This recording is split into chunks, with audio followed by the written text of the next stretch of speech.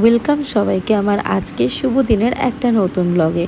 তো সকাল সকাল ঘুম থেকে উঠেই বাইরের গাছগুলো দেখে মনটা একদম ভরে ওঠে। এত সুন্দর গাছগুলো বেড়ে উঠেছে বাড়ির ছাদ বাগানে, সে আর বলার নয়। তো আজকের দিনটা আমার জন্য ভেরি স্পেশাল। কেন, আজ আমার জন্মদিন। কিন্তু আমি বলবো আগের দিন রাতের কথা। এখানে তো দেখতেই পাচ্ছ, আর তোমরা তো সকলেই চেনো আমার শাশুড়ি মাকে, মানে মাম্মামকে। তো তিনি কিন্তু যেহেতু পরের দিনকে আমাদেরকে রান্না করে খাওয়াতে পারবেন না, তার জন্য আগের দিনকেই এত কিছু বানিয়ে ফেলেছে।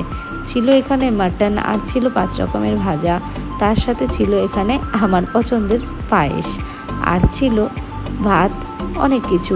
আর এইখানে এক্সপেকটেশন ছাড়াই অনেক কিছু ছিল। তো এইবার যেহেতু আমার ঠাকুমা নেই, তো সে কারণে আমার মা কিছু নিয়ম করতে পারবে না।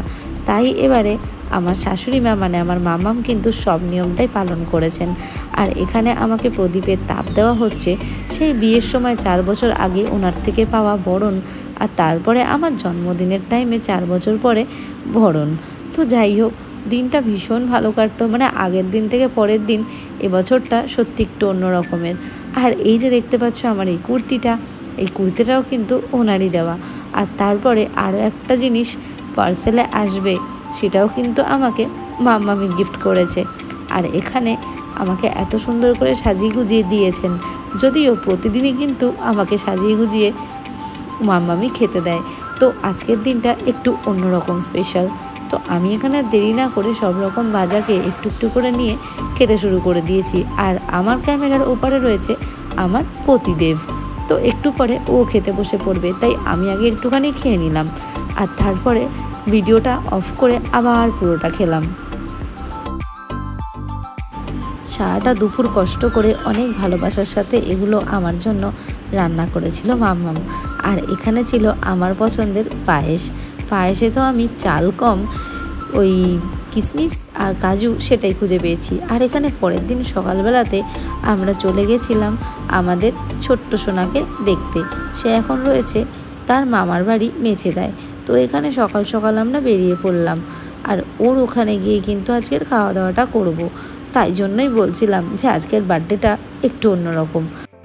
আর তারপর ওখান থেকে আমরা চলে যাব আমাদের সবার পছন্দের সুন্দরী দীঘায়, কারণ দীঘায় এখন জগন্নাথ দেবের উদ্বোধনের দিন অক্ষয় তৃতীয়া, আর মাত্র 2 দিন বাকি। তাই ও যাওয়ার আগে গাড়িতে ফুল ট্যাঙ্ক ভর্তি করে নিল, কারণ ওকেও তো কিছু খেতে দিতে হবে। আর গাড়ি যখন তেল খায় তখন ও সেটা দাঁড়িয়ে দাঁড়িয়ে এক মনে দেখতে থাকে।